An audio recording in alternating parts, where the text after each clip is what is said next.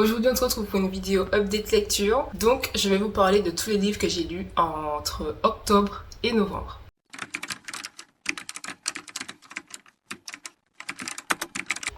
Alors, on se retrouve jamais très loin de mon ordinateur. Désolée, il fait un bruit, je sais pas si vous entendez, un peu désagréable. J'ai lu 6 livres durant les 2 derniers mois qui se sont déroulés. Il y a eu des coups de cœur, des livres qui ont été énervants, des livres entre deux. C'est parti. Donc j'ai commencé avec Conversation entre amis de Sally Rooney. Donc je sais pas si j'en avais déjà parlé, mais j'avais déjà lu Normal People d'elle il y a 1 ou 2 ans, que j'avais pas du tout aimé. Je crois que j'avais pas été la seule, donc c'était pas le mieux de commencer par ça, de ce que j'ai compris. Et celui-là, j'ai enfin compris pourquoi la hype de Sally Rooney. Alors, don't get me wrong, je ne dis pas dit que c'était le coup de cœur du siècle, mais vous voyez ce moment où on est en mode I get it, genre j'ai compris ce que les gens veulent dire dans la singularité en fait de l'œuvre. J'ai ressenti ça. Donc on suit 4 personnages principaux, Frances, Bobby, Nick et Melissa. Donc Frances et Bobby, ce sont 2 jeunes étudiantes. Elles ont à peine 22 ans, où tout ce petit monde vit en Irlande. Et ensuite de notre côté Melissa et son mari, donc un couple marié qui a la trentaine, une bonne trentaine. Donc déjà ce petit groupe un peu hétéroclite, ils vont commencer à traîner ensemble. Donc déjà, un peu chelou quand même du fait qu'il y ait une aussi grande différence d'âge. Donc la dynamique de Bobby et Frances, en fait, c'est plutôt Frances, on va dire quand même la personnage principale, parce que c'est de son point de vue en fait qu'on suit tout. Elle et Bobby sont sortis ensemble d'ailleurs à la fac, donc elles étaient anciennes amantes, et après, elles ont continué leur vie, elles ont décidé de devenir meilleures amies en fait. Elles performent dans la poésie ensemble, et c'est dans ce cadre-là qu'elles vont rencontrer, je crois, Melissa et comment il s'appelle l'autre, et Nick. Très bizarre ce personnage d'ailleurs, mais bref. Et donc en fait, la Bobby qui est lesbienne en fait, elle a un coup de cœur en fait pour Melissa. Jusque là, ça peut arriver, hein, même si c'est une femme mariée. Et de l'autre côté en fait, il y a Frances qui a aussi un petit coup de cœur pour Nick. Donc en fait, on va suivre les aventures de ces gens-là jusqu'au jour où Frances va passer le cap et en fait, elle aura une aventure avec Nick. Et c'est là que tout va commencer. Donc, je vais pas trop vous spoiler. Mais je vais plus vous parler de la plume de Sally Rooney elle est vraiment fluide quand même, déjà, premièrement. Mais elle est aussi dérangeante. Dans le sens où, en fait, ses personnages sont même trop réalistes. Donc, du coup, il y a des moments où on a l'impression que on devrait pas lire ça en fait, que c'est presque inconvenant parce que on a accès à des pensées que nous-mêmes on peut avoir mais qu'on en a un peu honte et que c'est décrit, c'est dépeint aussi librement, que sans forcément être normalisé, mais en fait c'est la réalité des choses en fait. Ce que j'apprécie, c'est qu'elle n'a pas peur de ses personnages, elle n'a pas peur de les décrire tels qu'ils sont vraiment et pas genre le personnage qu'ils incarnent. C'est très bizarre, mais tout le monde est gris en fait dans le livre. Il y a personne, on se dit ouais dans tout ça. Non, en fait, ils sont tous chelous et même un peu trop. Donc on se dit où est la limite entre la toxicité. Donc déjà la relation entre Nick et Frances, this is wrong. Elle a 21 ans à peine. Et le gars il a 36 ans. Ça se trouve je me trompe, j'exagère de fou à mon avantage, mais bref. Donc déjà pour moi ça colle pas. Mais en fait on dépeint Nick, je vais pas trop vous spoiler, mais comme quelqu'un de mou, d'un peu soumis. Et en fait c'est comme si ça vient diminuer la relation de dominance qu'il pourrait avoir, parce que comme c'est un homme mou, en fait il pourrait jamais prendre le contrôle sur une femme. C'est pas comme ça que ça marche en fait. Mais c'est ce que ça veut nous faire croire. Donc en fait ce livre m'a laissé un peu sur le cul, je vais pas mentir, parce que j'arrivais pas à comprendre c'était quoi le message. Donc je vais pas vous dire ce qui se passe à la fin. Il y a peut-être des gens qui seront saoulés par la fin et d'autres qui seront en mode yes. Moi j'étais saoulée, j'étais très saoulée. Mais je sais pas, c'est une bonne lecture. En plus il y a beaucoup d'autres thématiques qui sont envisagées. Donc je vais pas spoiler, mais des thématiques au niveau de la maladie. J'ai jamais vu ça. J'avais jamais vu un livre qui en parlait, mais sans que ce soit au centre cette maladie-là, qui selon moi on n'en parle pas assez. Et ça c'était waouh. J'ai oublié de dire, entre Frances et Bobby aussi, leur relation amicale, ça m'a fait vraiment réfléchir, parce que au début en fait je me suis dit bon, elles ont une relation particulière, que je me suis dit mais c'est un peu toxique. Mais après en fait je me suis dit que si je vais juste une relation normale, parce que j'arrivais pas à comprendre ce qu'il fallait comprendre en fait, parce que je me disais mais est-ce qu'elles sont vraiment amies en fait? Qu'est-ce qu'elles partagent? Parce que il y a des moments où on dépeignait une énorme complicité et d'autres moments où elles se lançaient des petits pics, des petits coups un peu bas quoi en fait. Et je me suis dit mais est-ce que c'est à ça que les amitiés doivent ressembler? Mais bref, en tout cas ça m'a fait beaucoup me questionner sur la place qu'avait l'amitié dans nos vies. Donc ouais, ça arrivé là. Donc franchement, bon, je pense que vous connaissez déjà Sally Rooney, mais voilà, je recommande quand même. Ensuite, j'ai lu, comme je vous l'ai dit dans le dernier update, I Want to Die but I want to eat tteokbokki. Et en fait, au début de la lecture, j'avais l'impression d'avoir découvert un nouvel univers. Je me suis dit, wow, this is so me, this is so relatable. À chaque fois que je lisais certains passages où la meuf décrivait ce qu'elle ressentait, c'était fou, en fait. Donc, pour le résumé, le petit synopsis, on suit, en fait, c'est une histoire semi-fiction, semi-réalité, mais c'est quand même un livre de développement personnel, en fait, on va pas se mentir. Et, en fait, ça aurait pu s'appeler conversation avec ma psy, quoi. À la différence de conversation entre amis juste avant, et j'ai fait un parallèle d'ailleurs que je vais vous annoncer dans pas longtemps. On suit la personnage principale, j'ai oublié son prénom, c'est pas très important, qui va chez la psy. C'est un livre qui se passe en Corée. Et en fait, à chaque fois qu'elle parle des choses qu'elle ressent, et que c'était des choses que je ressentais mais que j'avais jamais réussi à mettre un mot dessus. Sa relation avec elle-même, comment elle est dure avec elle-même, comment elle s'est rendue compte qu'en fait elle voyait toutes les choses en tout noir ou tout blanc, alors qu'en fait tout est gris. Et c'est justement ça qui m'a rappelé Conversation entre amis, parce que ce n'est que du gris en fait qu'il y a dans ce livre. Et elle voit les choses vraiment de façon binaire. Ah, il me déteste ou il m'adore. Peut-être que je caricature un peu, mais c'était vraiment ça. Et je me suis dit, waouh, elle s'est vraiment mise à nu. Et c'était pas inconvenant non plus, comme ce que j'ai pu ressentir avec le livre de Sally Rooney. Mais je me suis dit, il y avait des moments où vraiment je me suis vraiment reconnue dans des passages.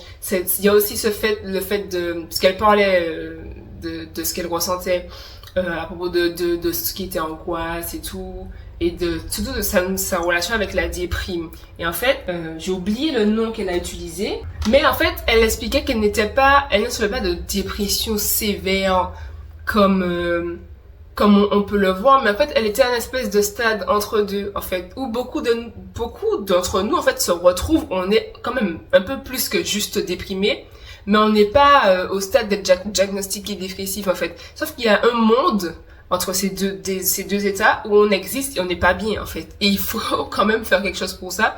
Et juste pour ça, cet état donc c'est pas vraiment, en fait, ça j'ai beaucoup apprécié. Et j'avoue, j'ai un peu rushé la fin parce que je trouvais que ça devenait trop dev perso, il y avait plus le côté relatable, c'était que conseil, donc j'ai un peu passé très vite, mais voilà, c'est cool. Ensuite, j'ai lu Carmilla de J. Sheridan. Donc, c'est l'ancêtre de Dracula qu'on ne connaît pas, je trouve, assez.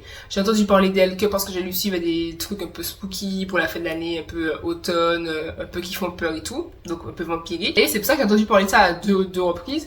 De Luna Liquor et Books and Earth. Et donc, ces deux youtubeuses là en ont parlé. Donc, je me suis dit, et comme j'adore ce qu'elles lisent, enfin, et ce qu'elles proposent, donc je me suis dit, vas-y, je vais lire. Et c'était très cool, c'était très court, il y avait à peu près une centaine de pages. J'ai jamais fini Dracula, celui-là je l'ai fini. Et non, c'est un peu saphique, mais c'est très, il y a beaucoup de suspense en fait. On sait ce qui va se passer, mais on veut savoir quand même comment ça va se passer. Et ça c'était super intéressant. Le personnage de Carmilla, il est vraiment particulier. Je sais pas comment, si on devait dépeindre un vampire de façon réaliste, pour moi, ce serait comme ça qu'il serait. Et ça, c'était vraiment cool. Et surtout que ce soit par une femme, je trouve que c'était vraiment cool parce que vraiment, la sorte de vampire, c'est très masculin. Et je me dis que, waouh, ce livre-là, il est sorti avant Dracula. Et c'est Dracula qui a appris tous les lauriers. Pourquoi? Alors qu'il y a beaucoup de matière. Et l'atmosphère, tout ça. Non, c'était vraiment cool. Donc, si vous voulez une petite lecture vampirique qui dure pas longtemps, let's go. Ensuite, avec mon club de lecture de l'association Et si on lisait, j'ai lu L'enfant qui regarde de Daniela Ferrière, donc c'est un auteur haïtien qui a écrit une nouvelle. Donc en fait, on suit un petit garçon qui vit avec sa mère, qui connaît pas son père, et en fait, à travers ses yeux, on va voir comment l'auteur dépeint un petit peu la société haïtienne et ses tares. Et une fin très brutale, donc c'est le principe de la nouvelle, j'imagine. Et justement, au club de lecture, ils n'ont pas trop apprécié. Moi, j'ai adoré. Je n'aurais pas forcément lu non plus de moi-même. Et c'était sordide en fait. Et je m'y attendais pas. Et malgré tout, en fait, j'aime le côté dramatique. Donc quand on me donne du drame, je suis toujours preneuse. Et j'ai bien aimé ce côté très fluide, très rapide. Moi, je trouvais que l'œil de l'enfant, il était effectivement assez éveillé quand même pour un enfant. Mais ça restait fluide. Ça adoucissait quand même le texte parce que je pense que si ça avait été L'homme qui regarde ou autre chose, j'aurais pas accroché. Donc c'était super intéressant. En fait, on suit un garçon qui vit avec sa mère et qu'il va souvent chez le voisin, en fait, un homme d'à côté, qui est un intellectuel qui vit dans une espèce de taudis pas très loin de chez lui. En fait, ce garçon-là ce monsieur-là va apprendre à ce garçon-là tout plein de choses sur la vie, des principes de bienséance, et puis beaucoup de côté intellectuel, les musiques à écouter. Enfin bref, il va lui l'initier un petit peu à la société, de sa façon de voir les choses, et en même temps, le petit garçon va aussi enquêter un peu sur qui est cet homme, en fait, pourquoi il vit là, enfin, il avait une grande vie avant, et en fait, on aura un petit peu les points de vue de tout le monde sur le monsieur. Et à la fin, bon, je vais pas vous spoiler, mais voilà, on n'a pas de réponse, en fait. Mais moi, ça m'a pas dérangé. J'ai trouvé ça, c'était assez cool, parce que je me suis posé des questions, mais ça me suffisait de me poser les questions. C'est une nouvelle, donc en fait, on peut rien savoir. On n'a pas les réponses. Et c'est à nous de faire, je pense, notre propre histoire. Ce que j'ai fait avec aisance. Donc, je recommande. Je l'ai lu en 1 ou 2 heures. Ça aide aussi pour le challenge, parce que je pense pas que je vais le terminer cette année. Ensuite, j'ai lu La Garde de Rennes de Jennifer L. Armentrout. Waouh. Je l'ai bien annoté. Oui. Pour moi, ça c'est bien annoté. J'ai déjà eu l'occasion de m'en plaindre au moins pendant 3 heures entre mon copain et ma bestie de lecture. J'ai l'impression d'avoir déjà usé tout ce que j'ai à dire sur le livre, mais bref. Un jour, je pense que je vais me saucer et je vais faire une vidéo sur la saga avec spoil, avec tout, hein, parce que c'est trop. En fait, c'est trop. Il faut que je partage ça avec le reste du monde entier. Mais en tout cas, là, on est sur le tome 4. Il me semble. Donc tome 4, mais ça c'est en soi c'est le 5e tome que je lis de l'univers, parce qu'il y a une saga parallèle. C'était le moins bien. Très sincèrement, c'était le moins bien. J'ai eu un moment où j'avais envie d'envoyer le livre, en fait. Donc je peux même pas vous dire ce qui se passe, parce que je vais vous spoiler, je vais laisser ça pour une autre vidéo. Mais on est en guerre. En tout cas, on est en guerre. Et en même temps, il y a trop de scènes de sexe. Très sincèrement, trop de scènes de spice.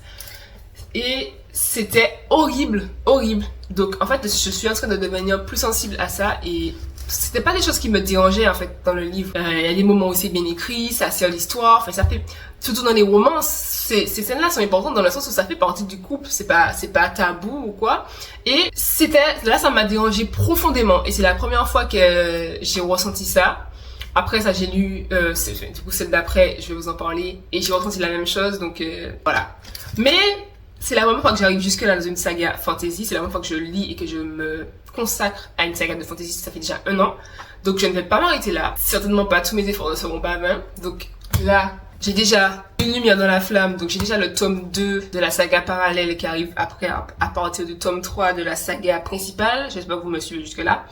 Et il reste encore 1 ou 2 tomes de cette saga-là et environ 2 ou 3 tomes, je crois, de la saga principale. Mais j'espère que ça va remonter un petit peu mais je suis pas sûre, Peut-être qu'au prochain update, je vais vous dire, j'ai arrêté la saga, ça m'a saoulé. Donc il faut continuer à suivre mes aventures pour le savoir. Et dernière chose, j'espère que ça ne sera pas un spoil, mais la personnage principale, donc Poppy, elle est trop cheatée. Au bout d'un moment, on veut des héros réalistes, même si genre il y a des moments où on la montre cheatée, on la montre trop faible. Je ne l'ai pas encore vu assez struggle. Je l'ai pas encore vu assez en prendre très cher en fait pour l'instant. En plus, il y a une dissonance entre elle et le deuxième personnage principal qui est son compagnon. Il y a un qui est là et un qui est là en fait. Et le temps c'est être ensemble. Donc au bout d'un moment, donner la même évolution au personnage, qu'il y ait un équilibre qui se crée. Ça c'était vraiment relou. Et enfin, j'ai lu le tome 3 ou 4, je vais mettre, de Bromance Book Club.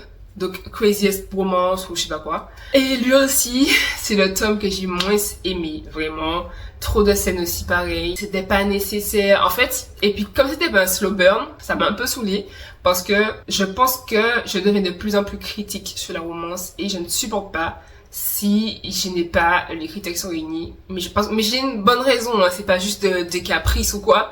Je sais que c'est parce que j'ai des choses que je ne supporte plus. Bon, c'est totalement ok, hein. J'ai mon style de lecture qui se peaufine au fil des années.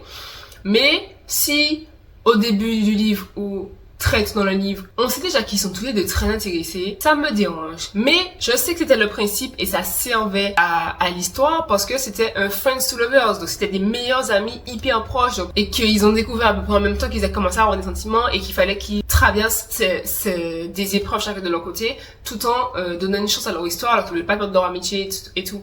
Donc Pour le synopsis, on suit Alexis Carlisle et Noah Logan. Donc elle, c'est une meuf qui a parlé sa vérité parce qu'elle avait été agressée sexuellement par un chef étoilé de restaurant hyper connu.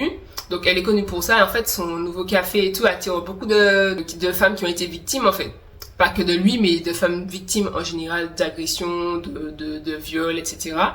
Et de l'autre côté, on a Noah Logan qui l'a soutenu pendant cette épreuve-là, en fait, et qui est devenu son meilleur ami depuis ça, parce qu'il avait aidé, parce que c'est un ancien hacker, et il travaille pour une société de cybersécurité. Donc, c'est son domaine, en fait.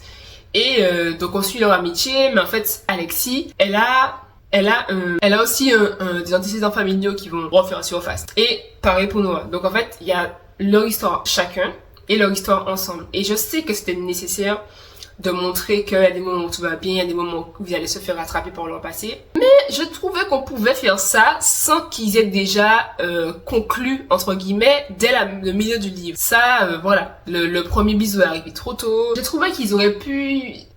Ça aurait pu être fait différemment, mais en même temps, je comprends, et ça se trouve, je n'aurais pas non plus aimé si ça a été fait différemment. Parce que je pense que ça devait être fait comme ça. Mais je comprends, mais pour moi ça l'a pas fait. J'étais pas hypée. Donc j'ai mis à peu près 3 étoiles. Donc voilà, je ne sais pas encore ce que je vais lire prochainement. En ce moment j'ai commencé La Sorcière de Camilla Lackberg. C'est la même autrice de La Cage Dorée, donc dont je vous avais parlé, que j'avais adoré, enfin suspense de fou. J'aurais jamais pensé qu'il fait des trucs suédois. Donc là je me suis dit, chaque fois je voulais retenter la plume de Camilla. Et je me suis dit, ben c'est le moment, donc j'ai commencé. Bon, je l'ai commencé hier soir, je suis encore rognée, donc je vais vous dire ça au prochain update lecture. Donc voilà, dites-moi ce que vous lisez en commentaire. Et normalement, on se retrouve peut-être la semaine prochaine, si cette vidéo-là sort en temps et en heure, sur mon update à la fin du challenge d'écriture. Je vais pas vous spoiler pour vous dire comment ça va pour l'instant, mais normalement, vous aurez toutes les réponses. Donc on se dit à bientôt.